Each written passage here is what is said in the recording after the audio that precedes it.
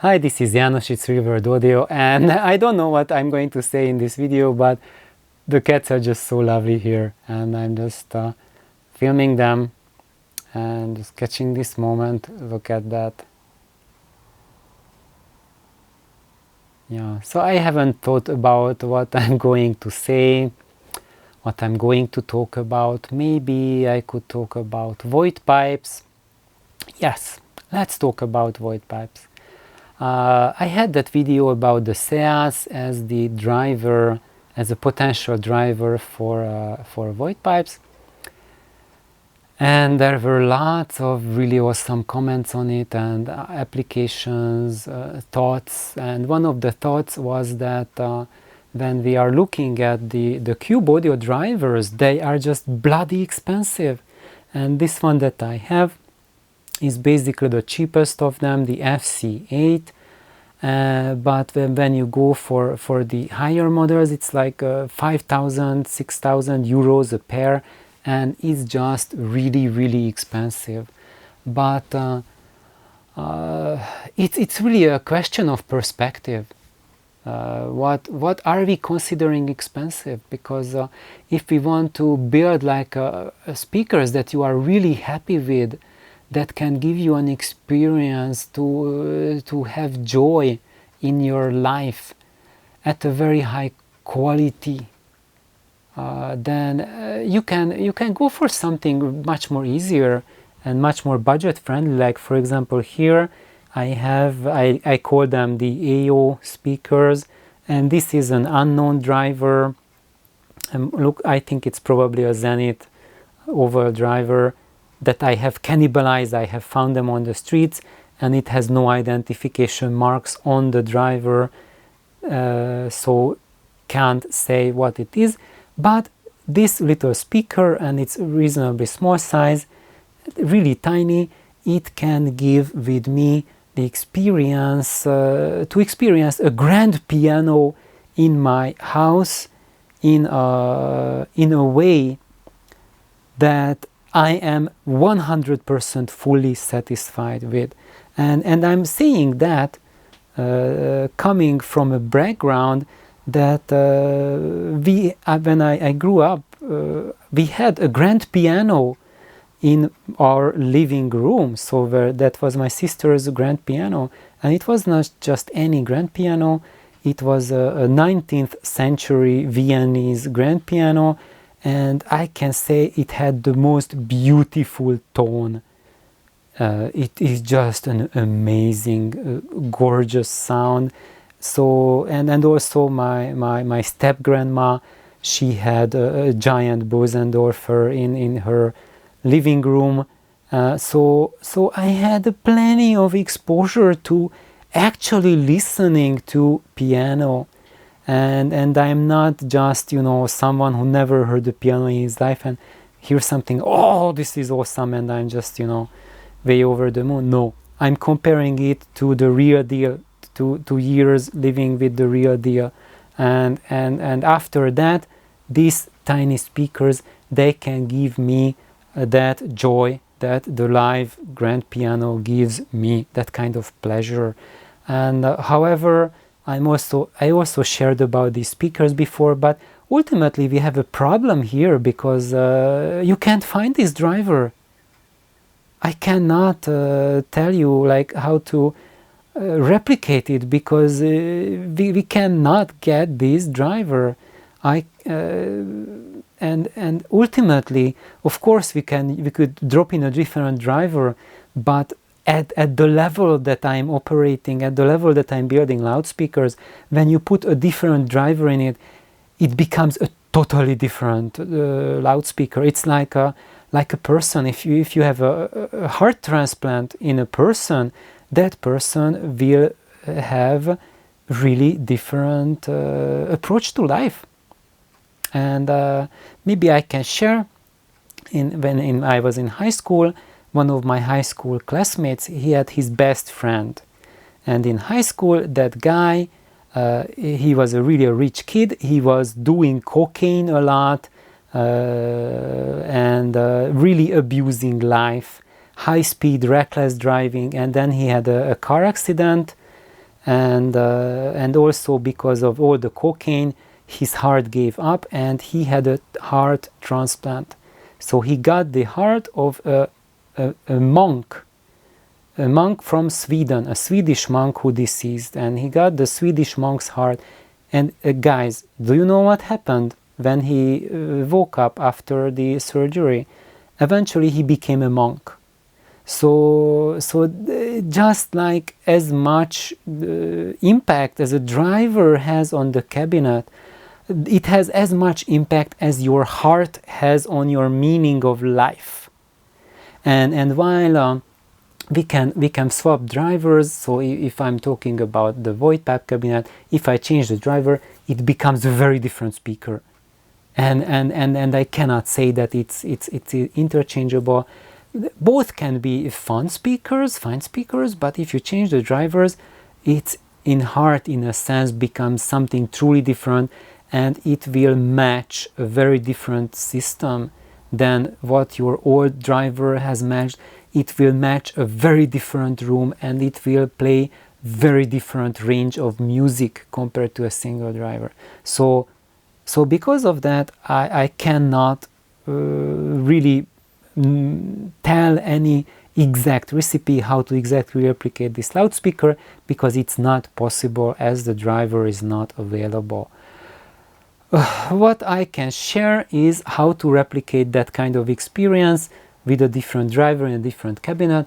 And yes, I made the plans for this cabinet available, and with the Cube Audio drivers it delivers the goods. So that's why I have the driver there, the Cube Audio driver there, and yes, they are expensive, even the cheapest of the lineup.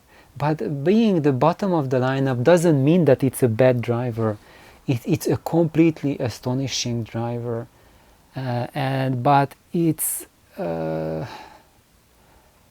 when would it be good idea for you to go for the Cube Audio driver? When it stops being a bloody expensive driver and I rather just use something like a Mark Audio or a cheap Fostex or something like that. Of course you can use a Mark Audio, Fostex, and they will sound fantastic, they will sound great, and but they will match different systems, different rooms than what the Cube Audio does. And talking about the Cube Audio, they will be most suitable for what we call as end game systems.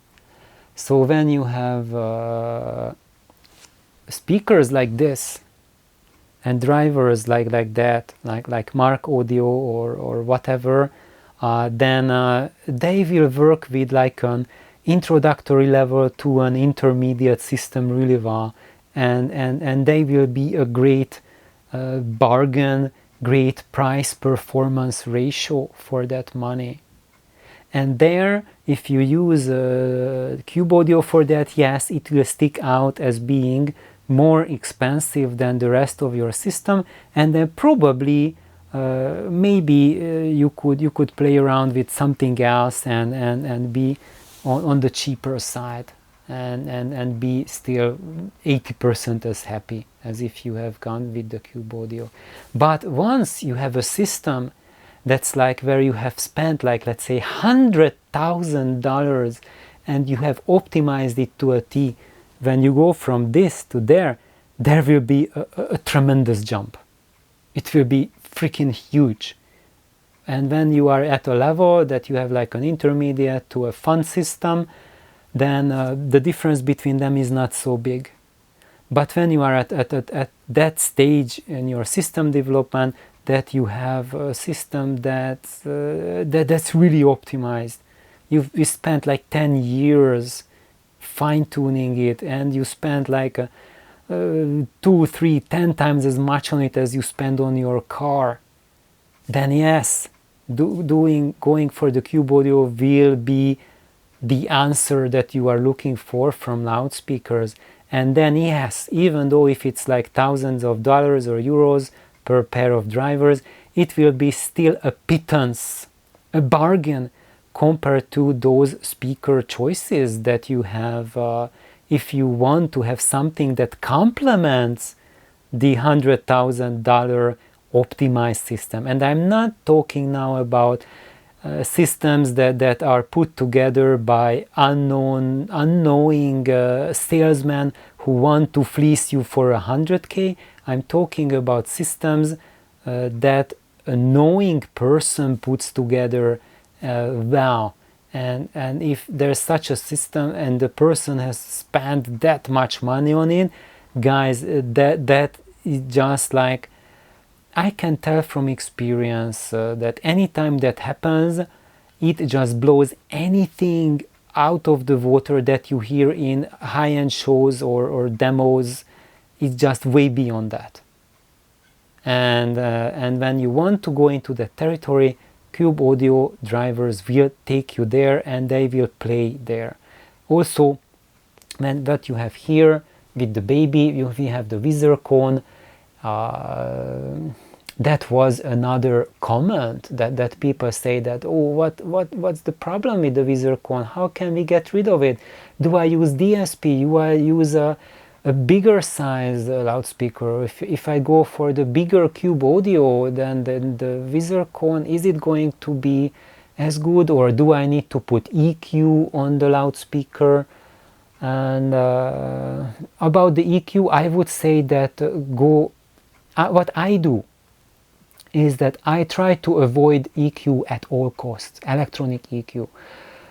So when I do EQ, I do the EQ at the acoustic domain. So that's when I do do a waveguide, play around with the front of the driver to make the baffle wider, to make the baffle a specific dimension, a specific size.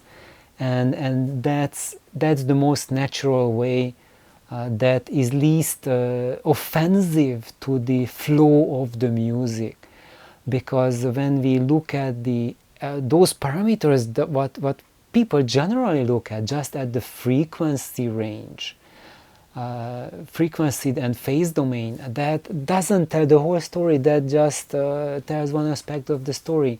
And if we want to electronically regulate that, the process of regulation will help certain things. Yes, it will. And if you had grave problems in those domains when you apply DSP to fix that, yes, it will take you to the next level. But there's a level beyond that level. And when you go for DSP, you cannot go beyond that level. And in my videos, that's what I'm talking about, is a level beyond levels. And if you want to get there, you can get there. So basically, the advice I'm giving on my channel is leading you towards a path that goes beyond what you hear in showrooms, and you can go about that in very different roads, very different ways.